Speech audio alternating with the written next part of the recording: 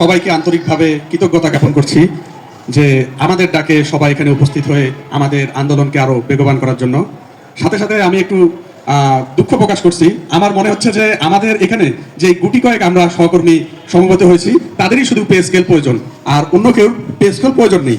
এটা আসলে গণদাবি। এখানে উপস্থিত হওয়ার কথা ছিল 100 থেকে 150 লোক। এই একাডেমিক বিল্ডিং এর সামনটা ভর্তি হয়ে যাওয়ার কথা ছিল। সেখানে আমরা দেখছি যে আমরা গুটি কয়েক সহকর্মীবৃন্দ সমবেত হয়েছি। এটা আমাদের জন্য খুবই দুঃখজনক। আর এইসব কারণেই সরকার আমাদেরকে আসলে আমলে নেয় না। আমাদের দেশে 22 লক্ষ কর্মচারী আছে, সেখানে 22,000 জন কোনো প্রোগ্রামে অংশগ্রহণ করে না। এক্ষেত্রে কোনো দাবি আসলে আদায় হওয়া সম্ভব না। যদি আমরা সবাই সমবেত হয়ে এখানে আন্দোলন করতাম তাহলে অবশ্যই সরকারের ফোকাসে আসতো এবং দ্রুত আমাদের দাবি মেনে নেওয়ার জন্য তারা বাধ্য হতো। আর আমি আরেকটা কথা বলতে চাই, আমার জানা মতে পৃথিবীতে এমন কোনো দেশ নেই যে দেশের সরকারি কর্মচারীরা তাদের বেতন ভাতা বৃদ্ধির জন্য আন্দোলন করে। আমাদের দেশ এত দুর্ভাগা দেশ যে আমরা দারিদ্র সীমার নিচে অবস্থান করছি। আমাদের যারা দারিদ্র তাদের আসলে বর্তমানে আয় হচ্ছে 10 থেকে 20,000 টাকা, আর যারা হতদরিদ্র তাদের আয় হচ্ছে 5 থেকে 10,000 টাকা। আমরা সরকারি কর্মচারীরা হতদরিদ্র। বিশ্বে কোনো দেশ আছে নাকি, সভ্য দেশ আছে নাকি আমার জানা নেই যে দেশের সরকারি কর্মচারীরা হতদরিদ্র জীবনযাপন করে। আমরা এমন একটি হতভাগা দেশ যে দেশের সরকারি কর্মচারীরা হতদরিদ্র জীবনযাপন করতেছে। এছাড়া আমাদের যখন পে স্কেল হওয়ার সাথে সাথে আমাদের দেশে যাদের কোনো বেসিক নলেজ নেই তারা বিভিন্ন বিরূপ মন্তব্য করেন। অনেক অর্থনীতিবিদ দেখা যায় এই সময় উদয় হয় বিভিন্ন রকম নেতিবাচক কথা বলার জন্য।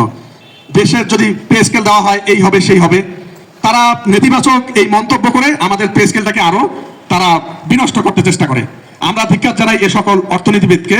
তারা এসির নিচে থেকে এ সকল বিরূপ মন্তব্য করে আমাদের গরিব কর্মচারীদের পেটে লাথি মারতেছে, তাদের আমি ধিক্কার জানাই। এছাড়া আমি সরকার মহোদয়কে বলতে চাই, আমাদের প্রোগ্রাম আগামী 3 তারিখ পর্যন্ত চলবে। এই নির্দিষ্ট সময়ের মধ্যে আপনারা আমাদের দাবি মেনে নেন। যদি এই 3 তারিখের মধ্যে আপনারা আমাদের দাবি না মানেন, দিন দিন এই আন্দোলন আরো কঠোর হচ্ছে। আমি তো বলবো আপনারা চাচ্ছেন যে নির্বাচনটাকে আরো ব্যাঘাত ঘটাতে, না হলে আপনারা এই সময় কেন পে কমিশনের রিপোর্ট বাস্তবায়ন করছেন না? এত আন্দোলন হচ্ছে, সব আপনারা মানে নিচ্ছেন, আমাদের এই ন্যায্য দাবিটা আপনারা মানতে পারতেছেন না। যদি আপনারা পে স্কেল বাস্তবায়ন নাই করতে পারেন তাহলে পে কমিশন কেন গঠন করছেন? পে কমিশন গঠন করে দেশের কেন, আমাদের যদি অর্থনৈতিক অবস্থা খারাপই হয়ে থাকে তাহলে কেন টাকা নষ্ট করলেন? এর আগে আপনারা আমাদের সাথে প্রতারণা করেছেন মহার্ঘ ভাতার নামে, যেখানে আপনারা সর্বনিম্ন 4,000 এবং সর্বোচ্চ 7,800 টাকার কথা বলে আপনারা মহার্ঘ ভাতা দেওয়ার প্রতিশ্রুতি দিয়েছিলেন। সেখানে মহার্ঘ ভাতার নামে আমাদেরকে মূলা ঝুলিয়ে দিয়েছেন। এখন পে স্কেলের বেলা আসে আপনারা আমাদেরকে মূলা ঝুলানোর চেষ্টা করতেছেন।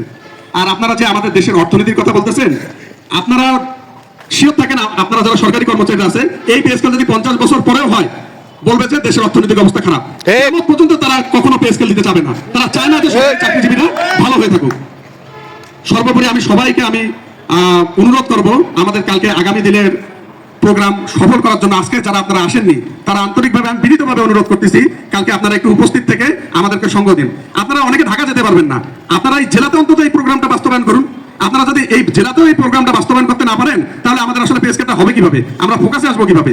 আমি সবাইকে অনুরোধ করব আগামীকালকে আমাদের এই কর্মসূচিতে এই একাডেমিক বিল্ডিং এর সামন ভরে যাবে। আর সবাইকে আমি আবারও কৃতজ্ঞতা জ্ঞাপন করে আমার বক্তব্য শেষ করছি।